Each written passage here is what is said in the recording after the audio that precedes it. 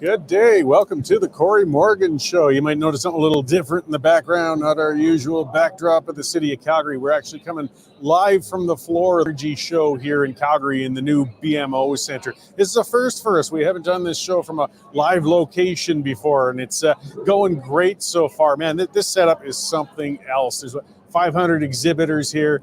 The new BMO Center is massive. This is the first event it's held. Kind of, brings about some of those discussions. I mean, whether subsidized infrastructure is worth it or if it's not worth it, because when you have a center like this, of course, you can draw big events, you can draw international money, draw discourse. Even if you don't have that set up in the first place, you miss out. But again, typically though, when government gets involved in subsidized things, they can go bad as well. Either way, I got a good show coming up today. I've got Franco Terrazzano is going to talk in a little while. Lots to cover. We've got the capital gains tax is now official. Part of what I wanted to talk about too, though, was that the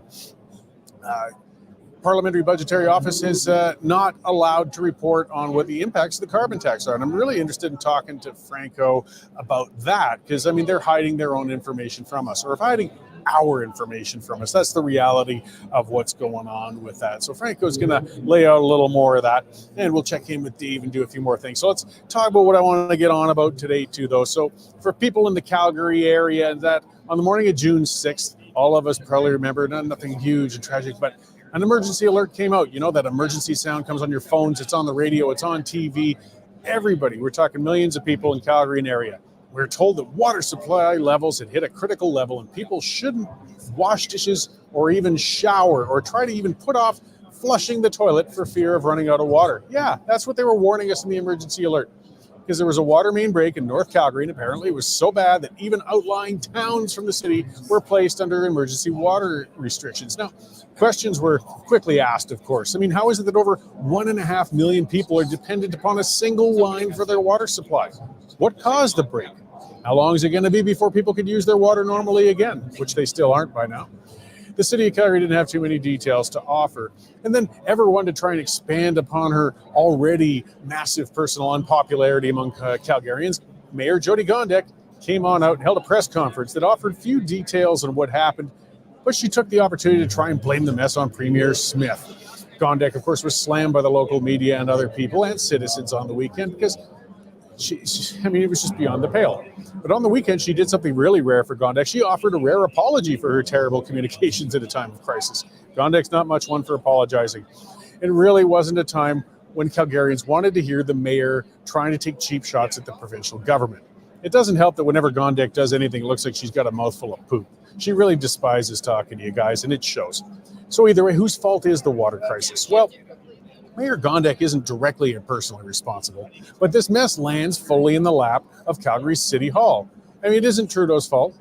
Lots of things are. It isn't Smith's fault. Responsibility lands with the city. And Gondek, for better or worse, usually worse, is at the helm right now. The city of Calgary, I mean, they've had surpluses over $200 million a year. Yeah, they've been overtaxing everybody by that much. They have a contingency fund of over $4 billion. So how is it that a city awash in so much money can't fill the bloody potholes in the streets or maintain a reliable source of water?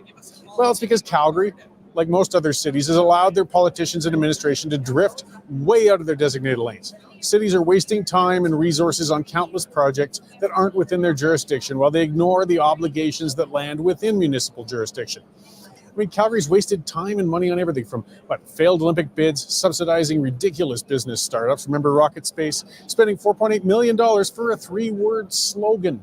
Hideous public art installations, woke social engineering initiatives, banning paper bags. That was a brilliant one, wasn't it? And of course, Gondek's $87 billion climate change plan. None of these things should be in the domain of a municipal government. Municipal politicians, though, they're driven by vanity, and every one of them wants to lay claim to a legacy for their time in office. Bridges, roads, water pipes, those are boring. They want to cut the ribbons for exciting new expenditures, whether the city needs them or not. Unfortunately, of course, it means they're ignoring the important stuff. And Calgary's far from alone. It's happening in cities and towns across the province and likely across the country. That's what inspired Premier Danielle Smith and her government to create legislation giving the provincial government more powers to intervene when a municipal government goes off the rails. The province always had those powers, but now they're more clarified. Now, the overreach of municipal governments shouldn't be brought in to check for expanding the reach of another level of government, however. I don't like that. The only way to correct actually the bloated, large, inefficient civil governments is for citizens to get off their asses at election time and start firing their mayors and councils. Part of what created the apathy and cynicism among the electorate has been what they fire one mayor or councillor who misrepresented themselves on the way into the office. They end up electing another one who misrepresents themselves on the way in. Well, with the political party system coming into place, it's going to be harder for faux conservatives and faux common sense people to slip by the electorate as they used to be, because they're going to have to go through a nomination. Nobody in Calgary campaigned on a massive climate change plan, paper bag bans, and spending millions on three-word slogans. Yet that's what the city got when this latest crop of councillors came in with Mayor Gondek. The mandate for municipalities is pretty basic. They exist to provide road and water infrastructure, some policing, fire services, taking care of the trash, and a small degree of municipal bylaws and zoning to ensure neighbors get along. So far, the city of Calgary is doing a terrible job on all those top priorities, even though they're constantly increasing taxes. The mayor and council, they're constantly distracted with personal vanity projects and virtue signaling while they ignore the basic needs of the city. Meanwhile, the civil service continues to bloat while delivering worse services every year. Sometimes solutions can be simple. Calgary and other municipalities have to replace their mayors and councillors with common sense candidates, and they get the chance in a little more than a year. The contenders need to campaign on going back to the basics. Unlike their predecessors, though, they have to mean it. Citizens have the power to reduce the taxes and reduce the overreach and improve their basic services, but they need to exercise it and effectively. So yeah, with political parties holding candidates to account before they even reach a ballot, I'm tentatively optimistic that municipalities in Alberta are about to experience a mass change, and hopefully for the better. Either way, everybody, you got to put off washing your privates for at least another week in Calgary, I guess, because they still haven't figured out exactly how long it's going to take to get the water back to normal. And we really need some answers. I mean, the legacy media is busy with their lips locked on Gondek's tired butt and saying, oh, look, she's learned now. She's been communicating excellently. Sure, she has, but she hasn't been saying a bloody thing. We still haven't found out why this happened, how this happened. I mean, again, accidents happen, but we're talking a city of 1.5 million people. This is not a minor oversight or minor problem. Either way, I'll stay on her case, and we'll see if we can't make it better. Let's get on to our news editor, Dave Naylor, and see what else is going out there in the big wide world. Hey, Dave, how's it going? It's going well, Cory. I'm quite excited after all these years to finally do a remote broadcast. Yeah, well, and then we're doing one from the floor here, and you've got a nice, quiet newsroom to deal with today. Oh, it's just me and Nigel. It's great. Oh, right. And Jen's hidden around the corner. But I understand, Cory, that this brand new, sparkly new BMO center, $500 million, but they forgot one little thing, right? They certainly did. And yeah, with my morning coffee load, it became almost like the water crisis. So expand. There's no washrooms, right? We'll expand. There are no washrooms. 350,000 square feet is the size of the exhibition area. And it's beautiful, you know, great lighting, tall ceilings, everything's new. And I'm walking in circles wondering where the washroom is. You have to leave the exhibition area, go into the concourse, do whatever you have to do, and then bring out your ID and wait in line and get back into the exhibition area. I mean, for $500 million, I would have thought they would have considered putting a place where somebody could pinch a loaf. Yeah, I guess. Nobody can think of everything, right, Cory? I guess not. Yeah, we got some good stuff on the website this morning. We're leading off with an interesting story. You remember last week, I believe it was, or early this week, excuse me, former Premier Alison Redford was appointed to the board of Invest Alberta. Daniel Smith today said she got the appointment because Alison Smith couldn't find a job. Alison Redford, couldn't find a job in Alberta, interestingly enough. And you'll remember her scandal-ridden premiership, what with the Sky Palace and all the government flights she took her daughter on. Seems to have Albertans have not forgotten, and she's apparently having trouble finding work in the province that she was premier in. The wacky story of the day, so something you never thought you'd write a headline for. We've got a biological male who wants to have a uterus implanted just so she could have an abortion. So she could be the first biological male to have an abortion. Why she's not locked up in the loony bin is beyond me. Intrepid Oilers reporter up in Edmonton, Jonathan Bradley, has his latest notebook out there. You remember last week the anti-Israeli graduate at McGill walked across to get her diploma and spit at all the deans because of her anger over Israel. Now a petition started to try and get her charged with assault, which spitting certainly is, and have her booted from McGill. Speaking of education, our columnist Lusek has got a piece on what he thinks of the education system and what kind of products it's spitting out at the end. Our Linda Slobodian, while battling an abscessed tooth, has come out after the guilty verdict on Hunter Biden, and she says we should not be having any sympathy for this crackhead whatsoever. And one other thing I'll mention is the Kenny era War Room, $30 million. You remember that? Launched a couple of years ago to battle false narratives in the energy industry, and started with a bit of a flop because their logo was copyrighted to somebody else. But that's now being disbanded, and most of the staff laid off, and the War Room itself is being absorbed into a regular Government of Alberta department. So there you go, Cory. That's what's happening up here in the lonely newsroom while you guys are down there having all the fun.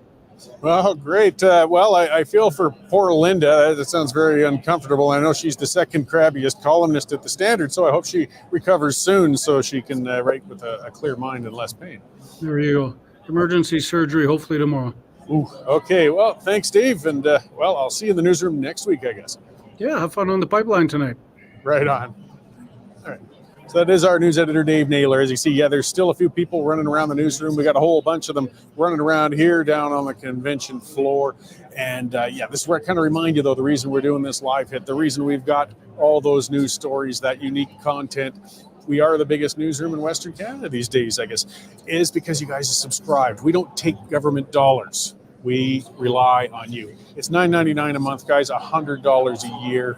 Get past that paywall, help support us, help support our producers, help support our reporters so we can keep getting that content out to you guys. So if you haven't subscribed yet, get on there, westernstandard.news/subscription. If you already have, thank you very much. We really, really do appreciate it. Between that and private sponsorship, that's how we keep rolling. I see Jordan asking if the pipeline's going to be at the convention too. It will indeed. So you'll watch it this evening, but it will be from the convention floor, as you can see, a really busy spot. So it's pretty interesting. Hey, Alison Redford, what a headline. Apparently, it was a mercy hire on the part of Premier Smith because Redford couldn't find a job here in Alberta. And hey, Danielle Smith, the Premier, she's here at this global event here in Calgary. She was speaking yesterday. She's going to be speaking today. I believe we might be streaming some of her press conference later today. I love a lot of what Premier Smith does, but I'm not sure about this one. And it's not just spite for Premier Redford, though I kind of admit, the Queen of the Sky Palace, I don't have a lot of use for her as a public figure, but she made her money already. Do we really need to give her a token position in the province? Come on. I mean, I had to bring my own sandwich here today. If you really want, you could buy a bigger advertising contract with the Standard. Maybe Derek will buy me a lunch for one of these broadcasts. But giving Alison Redford a job, that's something I never expected or thought I was going to see coming from the Smith government. I guess trying to build a broad coalition, that's one way to do it. I'm just not sure if it's the right broad to do it with. But that's where we're sitting on that one. Okay, so let's get on to our guest. Looking forward to that. Lots of questions. 15 minutes won't be enough. There's so much going on.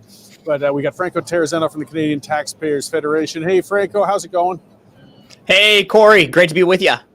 Yeah, no, I appreciate it. As I said, there's a lot going on. I know you guys are running off in all directions. The one I first, when I contacted you to come on, though, I want to start with that at least. So the Parliamentary Budget Office came up with a report on what the carbon tax is costing people, but apparently they're not allowed to release it now.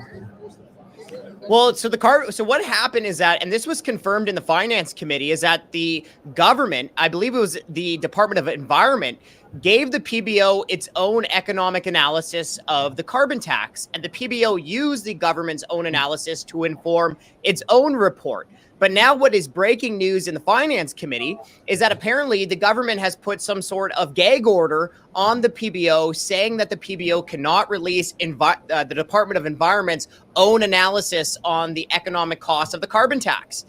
So, I mean, par for the course with the lack of transparency, unfortunately, coming from this government. I think I'll just state the obvious.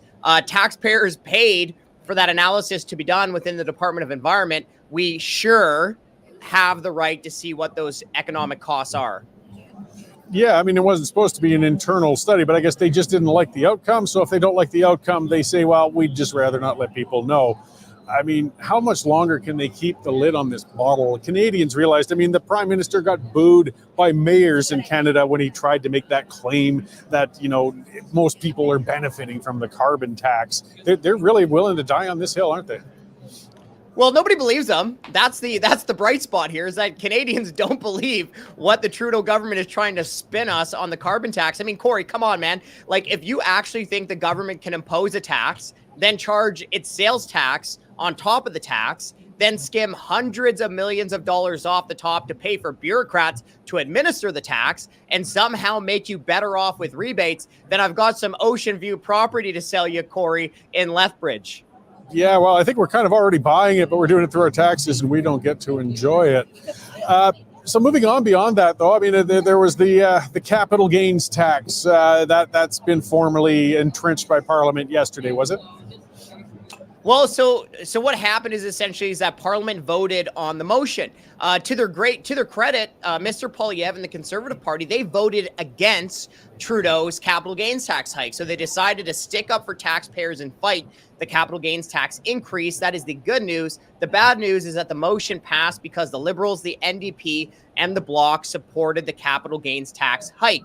Now, folks, this is such a disastrous tax. It's going to impact a lot of Canadians. You've already heard the doctors warning about this, how they're going to be impacted. You have many small businesses that are going to be impacted by this. People preparing for the retirement are going to be impacted by this. And also, too, like, this capital gains tax hike, it's going to discourage that young, smart tech entrepreneur who just graduated from a computer science degree. It's going to discourage that young individual from setting up shop in Canada, maybe producing the next Amazon here in Canada. And instead, this capital gains tax hike is going to push entrepreneurs like that to leave Canada and to take their investment dollars and jobs with them. Well, that's it. There's some of the real misinformation coming out of, I would say, you know, Chrystia Freeland the other day speaking, and the messaging they're putting out, which I still don't care for with those, the class warfare and the politics of envy. But hey, we're just taking a little more from the ultra rich. But the reality is we have over, I think 300,000 incorporated businesses, most of them small and medium sized. They're getting hit by this, every one of them. And that's going to cost us in the end. It always does. Well, and Cory, it only takes you 2 seconds to really think about the government's spin to see right through it. I mean, first of all, if the government wants the rich to pay more, how about the government just makes rich multinational corporations pay for their own factories? You know what I mean? Like, how about you stop giving billions of dollars to these multinational corporations like Honda, Volkswagen, Stellantis, and Northvolt to build these EV battery factories, right? Just end the corporate welfare. But the second type of spin I see coming from the finance minister and Trudeau, which kind of makes me laugh, is this whole notion that they had to bring in this tax to help the next generation. Excuse me, like, this government has officially doubled the entire national debt. Who's going to be paying for that?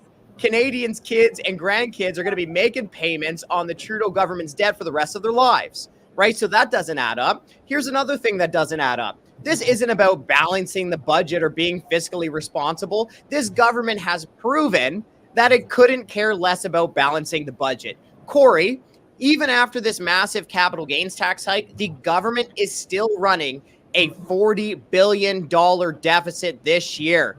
And you know what? With Trudeau spending $535 billion in 2024, he's going to blow through this extra capital gains tax revenue in like 5 days.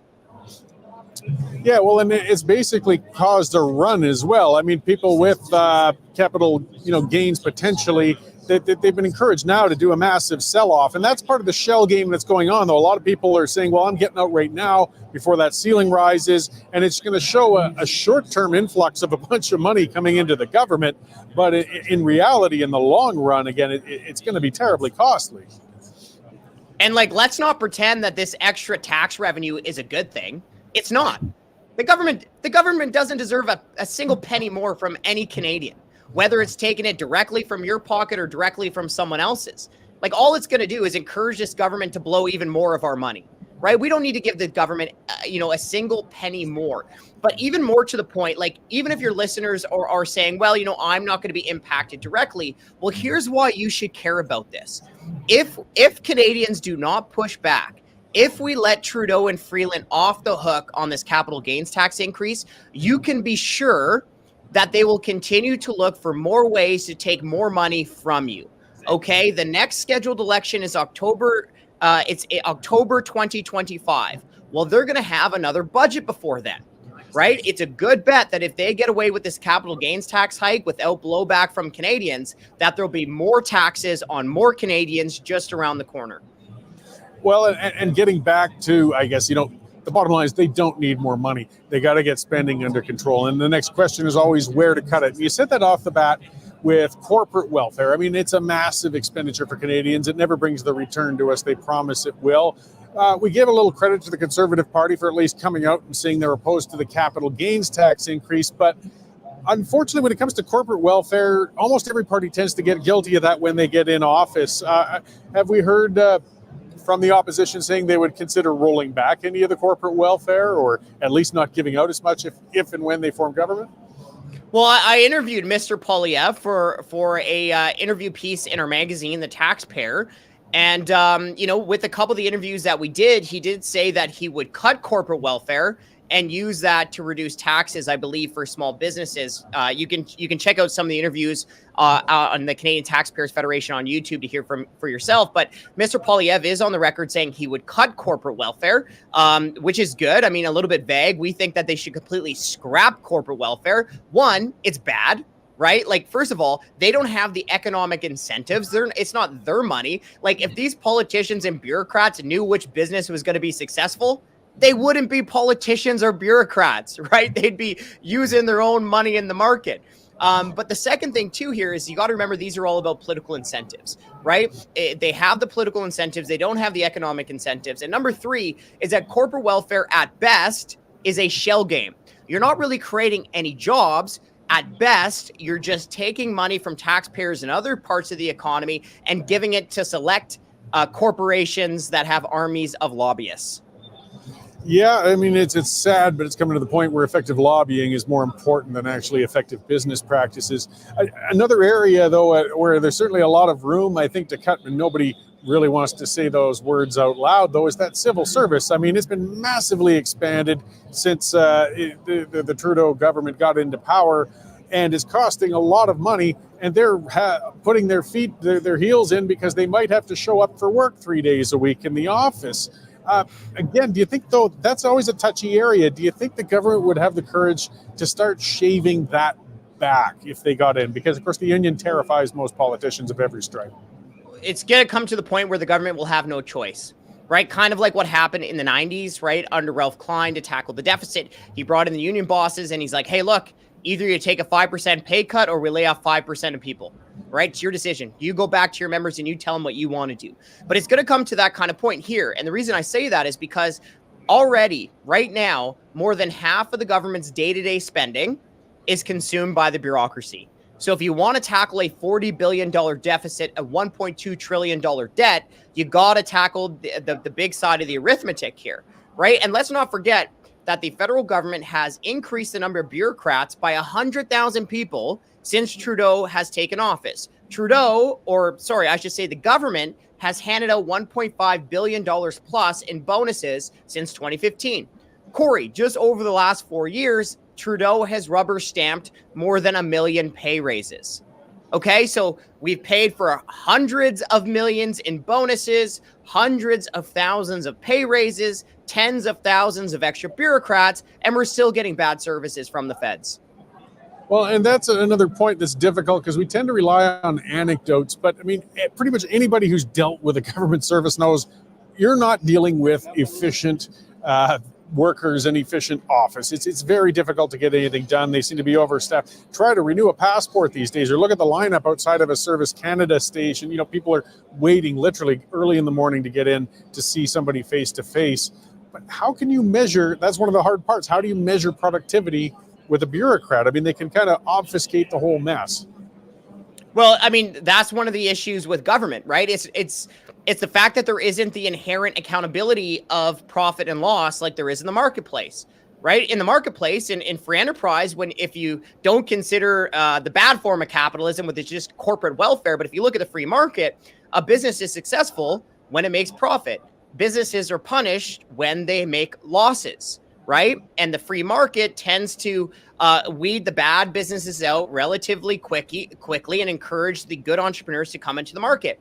But in government, there isn't this mechanism of profit and loss. So some things that the government tries to do to get around this is that they have department performance targets. Well, folks, as you could probably guess, the government barely can meet half of its own performance targets every single year. Most years they don't even meet half of their own performance targets. Yet 90% of government executives get a bonus every single year for an average bonus of $18,000. Now, Cory, what's so crazy about that is that, you know, if you went to Derek and you said, "Hey, boss, I didn't even meet half of my own performance targets," Derek wouldn't be giving you an $18,000 bonus check, buddy. He'd be showing you the door.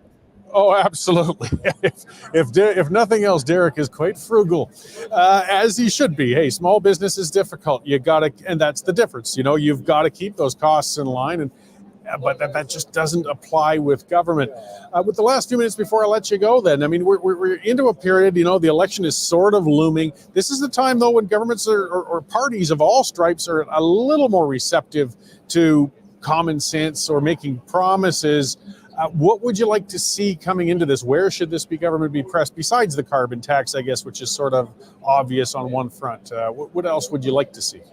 Well, I mean, let me be quick on here and let me take another angle. So first of all, cut taxes, cut wasteful spending, balance the budget. Okay, that's what we want the government to see. But I actually have a bit of an ask and an urgent, update for your supporters. And that's like, hey, folks, if you're watching the Western Standard and if you're upset with what's going on, to Cory's point, right now is the perfect time to take action and to reach out to these parties, reach out to these members of parliament and tell them what you want to see. Now is the perfect time to do it. Don't wait until a new politician may get elected, a new party may get elected. That's too late. You have to get engaged now and push these parties, push these members of parliament, push these political hopefuls to do the right thing. That has to start right now. All right. Well, I appreciate that. And that's certainly what you guys have been doing with the Taxpayers Federation effectively for years. I really do appreciate the work you guys do. You dive into a lot of dry data and put it out into a digestible thing for people they're just busy paying the bills and working. They need that point form thing to understand it. And I like that advice because, again, the day after the election is the time when the politicians are the least receptive to you. So You've got a window of opportunity coming up ahead. So where I see you got the Taxpayer magazine, and where else can people find out what you guys are up to and what you're doing out there? Taxpayer.com, folks. Check out the newsroom, sign some petitions. You can pretty much follow us on every social media. Just type in Canadian Taxpayers Federation. If you want to follow me on social media, it's just at Franco_nomics. But again, the best place to find all of our resources is at taxpayer.com. Right on. Well, thanks, Franco. It's always great having you on, and I appreciate as I said, the work you guys do. So I'll let you get back at it, and I hope we'll have you on again sometime soon. Thanks, Cory. Take care, everyone. Right on. Thanks. So yes, Franco Terrazzano from the Canadian Taxpayers Federation. Like I said, these groups, these organizations are important. I mean, your average citizen, as I said, are tired. We're busy. We're just trying to make the car payment or the mortgage payment or the rent or whatever we got. We still have to pay attention. And they make it easy. They've got petitions. They've got the articles, the things, so you can find out quickly what's going on. And as you said, right now, the politicians are listening, or at least as close to listening as you're going to get them. And now's the time to twist their arm a bit and say, hey, I'd like to see something different going on in the next election. Get those promises down. They don't always follow through with them, but you got to keep trying, guys. The game never stops. You might not be guaranteed to win if you take part, but you're guaranteed to lose if you don't. So, okay, enough of my nagging for you to get off your let's talk about some of the horrific things going on. This has still got me flabbergasted. We have a report from a parliamentary committee, a committee formed by the Liberal government, that has said we have witting actors, we have parliamentarians, that could be members of parliament, that could be senators actually, but they're actually witting participants in foreign interference. They're beholden to foreign governments that do not have Canada's interest in mind. We know it. It's been clarified. We've known this for a long time. Sam Cooper has been doing fantastic work in exposing this for years. And it just keeps coming out, and the Trudeau government just keeps kicking the can down the road. You know, he got his little Uncle Johnston to come out and try and cover it up. That failed. And then he had this baloney inquiry where they just spent time spinning their wheels. That's not going to conclude anything. But even with the Liberal government forming this committee, and that committee couldn't avoid this, and yeah, we've gotten, people are speculating up to 10, maybe 11 that are compromised. And the government refuses to do anything about it. They refuse. We've got spies in Parliament.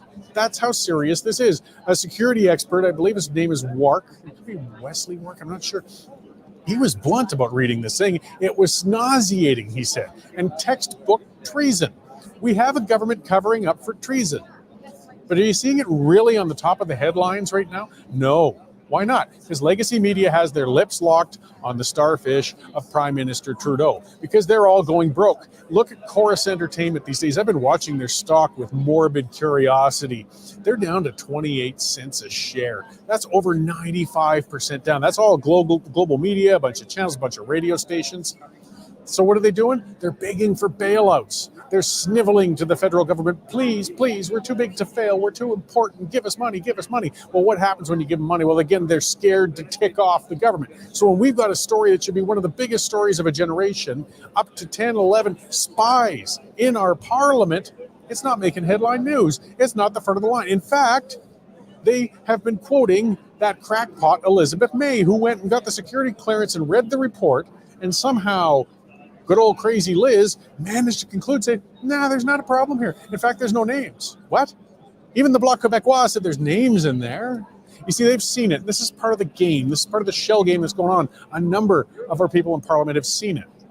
And that's where people keep trying to play gotcha with Per Poilievre, saying, why won't he get his security clearance? What's he hiding that he won't go in? The thing is, when you want to look at that report in full, if you want to see the non-redacted copy, you know, where it's all hidden. I mean, we've got the copy which basically said, yes, we're lousy with spies from other nations, probably India, probably China, but we won't tell you any of the names. The names are in there, but they've all been redacted. Those members can see it, but they basically sign, they lose parliamentary privilege. They are not allowed to disclose what they've seen in the redacted sections once they do that. If Poilievre signs that, he will not be allowed to speak later about what's in it. It's an ironic trap set for him there. So Lizzie May went and read it and said there's no problem. And the Liberals are actually trumpeting, see, there's nothing to be seen there. There's not a problem. If that's the case, why are you hiding it? If that's the case, why are you afraid of the names coming out? Liz said there are no names. Then don't worry about it. Take the redacted issue away. Even Trudeau hasn't said there aren't any names back there, and he's not afraid of lying to our faces. Of course there's names in that thing. And it's important. What other country would put up with compromised people at the highest levels of power? Apparently us. What a bloody embarrassment. And then again, to see the embarrassment of legacy media outright saying that Elizabeth May is credible.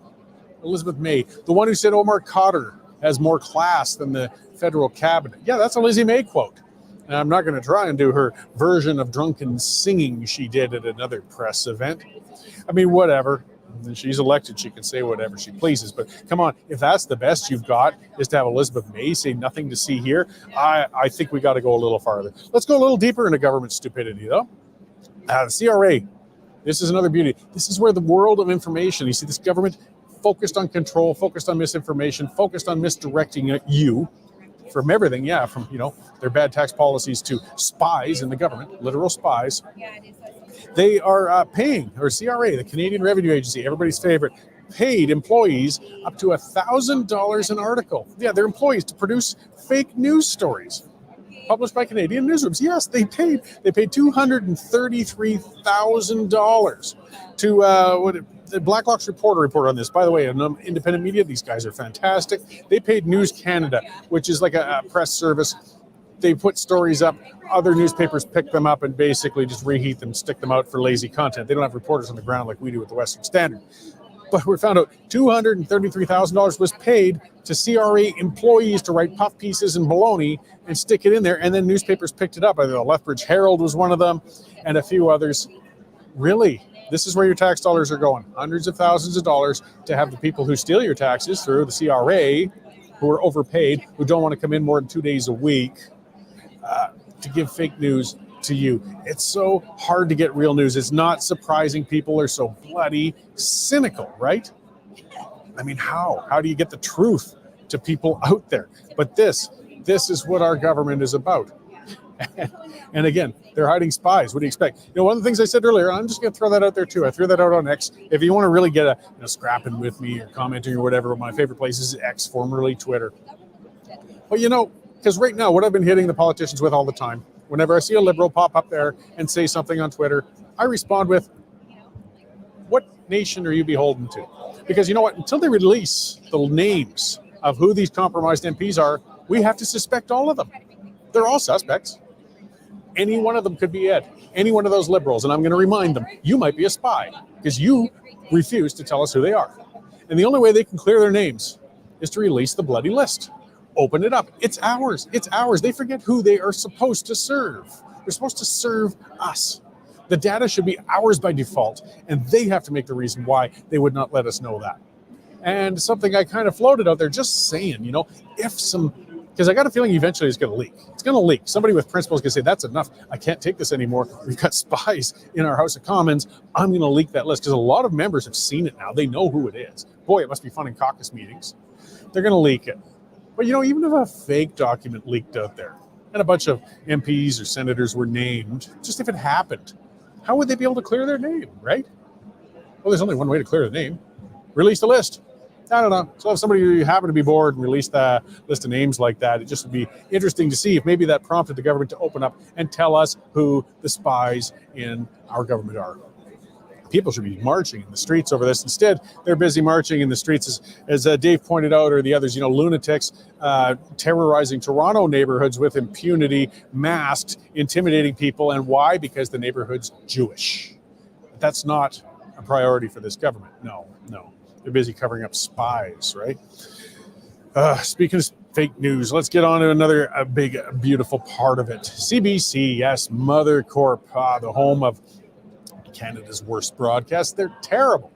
And of course, they get $1.4 billion a year, your tax dollars, straight towards them to put out that junk. And then on top of that, they take hundreds of millions out of the advertising market while they're at it. And they've been pouring it in to the online world, online news and so on, because that's the way things are morphing. Fair enough. But it's not working. Again, it shows how efficient government corporations are versus private. The Western Standard on a shoestring budget. We've been growing and growing. Yeah, I know I love patting our own backs. I'll do it when I can. Hey, we've screwed up now and then too, and I've talked about that, but I don't want to talk about that right now. Let's talk about CBC screw-ups. Guess how much of the national social media engagement this $1.4 billion behemoth has managed to buy over the years with all that money? 11%. 11%. The biggest media organization in the country, the one that gets $1.4 billion a year, cannot manage to put out content good enough to capture more than 11% of what's going on. In fact, as far as the news goes, we're still farther down there with the Standard, but the top one right now is CTV, and yeah, they're terrible. They're at 25%. Global, which as I mentioned is probably going to go broke pretty soon by the looks of their shares, is at 12%. Even Rebel Media, I think, is at 7 or 8 or something. But here's your tax dollars at work, right? To get propaganda from the CBC. I didn't mention that when Franco was on, and I should have. We're talking about an area that could have used cuts. One of the areas that we could certainly cut is, as Jordan's pointing out with Tate, yes, the head of CBC, cut the CBC. Instant $1.4 billion a year in savings. we talked about corporate welfare. We talked about subsidies. Sometimes the numbers are too big and your average person just doesn't really wrap their head around what it is. Think about that. $1.4 billion. That's $1,400 million. If you were going to give $1 million grant per year to little media outlets, just think a little media outlet for $1 million a year, you could do pretty good local coverage. You could build quite a good little outfit.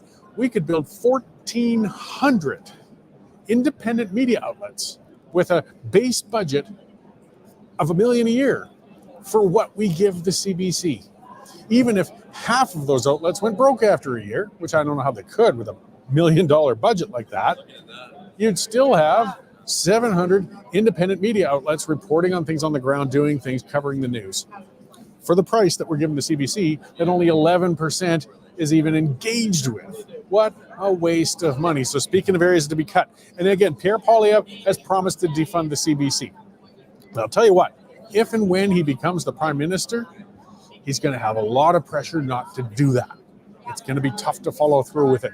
This is where we're talking about engagement too, guys. Stay on them. Stay on their case. Get rid of that big, rotten dinosaur, the Canadian Broadcasting Corporation, because it's ruining media. It's ruining information. It's not accountable to you. It's not accountable to viewers. It's just a big, bloated, pocket-padding government organization. That Catherine Tate is terrible, and they've been taking massive bonuses for this junk that nobody's watching.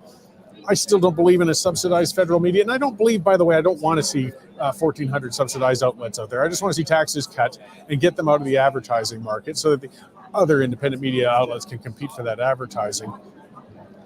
But it would be more comfortable if at least they had a viewership, but they don't even have that. Get rid of this thing. I mean, it ties in with other government things too. The Canada Post is now bleeding hundreds and hundreds of millions every year. It's getting up into the billions. Let's face reality. Guess why? Because there's still home delivery going on in a massive amount of the country. Yes. Why is that happening? Well, because when the super boxes were coming along, efficiency, trying to streamline things, Prime Minister Ding Dong didn't want to get in trouble with the postal union because we have all those mail monkeys out there making a hell of a lot of money to work 4 days a week. Because come on, let's face it, you never really get that mail on Fridays. And said, no, I'll protect those jobs. Don't worry, we'll stop that transition to super boxes and we'll keep home delivery. And even now, nobody's got the nuts to say, let's just do it. Cut. We don't need it. Amazon does a better job of delivering the packages. That's the growth area anyways. We don't need your electric bill coming in the mail anymore. We barely need mail anymore. Move on with it. So, when we're talking about where to cut, because that's one of the responses people come up with when we talk about cutting taxes. There's lots of room to cut, guys. Lots and lots and lots of room to cut. But we got to have those discussions. And those discussions frighten even conservative politicians because they don't want to be the one having the union freak out on them. Well, don't give them the choice, guys. You freak out on them. You get louder in the union. You get on their case. Here's, another one.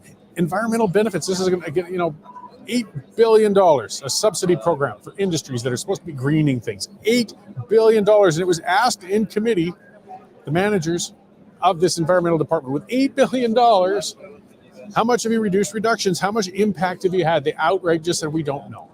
We don't know. So they've dumped $8 billion, $8 billion of your dollars, the money you're working for while you struggle to pay the bills, into these companies, which we know are a cesspool of patronage, probably corruption like the Arrive scam and other things like that. And they can't even tell you what kind of results there were. Again, if it was a private company, you're putting massive amounts of money in, your shareholders say, let's see the output. What do I get for it? You have to give an answer. Not when it's government, though. No, not when it's government.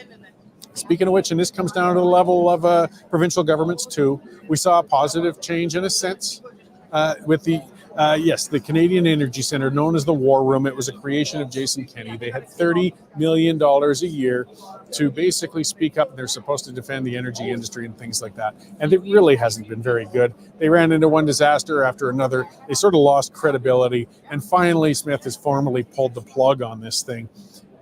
And some of it's going to be absorbed into government because it's all turned into as a government comms branch anyways. It was too expensive and inefficient. Look, the role for defending the energy industry should be the energy industry. And here's again, gets back to the federal government making it illegal or trying to make it illegal for energy companies to defend themselves. 500 companies are displayed on the floor here at the Global Energy Show in Calgary. These are the people to defend this industry. These are the people looking forward. The technology here is amazing. The stuff that's going ahead. As well, the communications. We should get better communications from industry organizations. They should be speaking up, not the government, because the government's incompetent. Unfortunately, when industry gets big enough, it often becomes incompetent too. So that's why we've seen such a limp-wristed approach coming from a lot of the Canadian Association of Petroleum Producers and other industry associations when they should be speaking up on behalf of this industry a heck of a lot more vehemently. Hopefully there's networking happening at events like this, though. This is where the heavyweights are. This is where they're at. There's groups like Michael Binion and the Modern Miracle Network who defend the industry. We need more private. You guys have got to defend yourselves. That's a little bit of what Poilievre said as well when he talked to industry and companies. Said, enough. You guys have got to start telling your shareholders, your people, your employees that you need to be defended, that the government needs to be smaller. It shouldn't always be on them. So hopefully we're seeing that here. We're seeing Suncor speaking up, saying, hey, we're going to be an oil company. I don't care what you think. Yes. You know, you'd think that wouldn't be controversial, an oil company saying it's an oil company, but he got dragged before a parliamentary committee for daring to say so. Absurd. All right. Well, I've rambled it all out, guys. Thank you for joining me on our very first live hit from a remote location like this. It's gone really well. I really appreciate you tuning in. I'm going to be taking in the rest of the displays here. We're coming from the Global Energy Show. It used to be the Petroleum Show. Now they call it Energy. So make sure if you haven't subscribed, westernstandard.news/subscription, guys. We really appreciate it if you have already. And if you haven't, spread the word. Nag other people. Get them on for us. We can beat the control of the information. Thanks again for tuning in. We'll see you all again next week. I'll be coming from the regular studio again. See you then.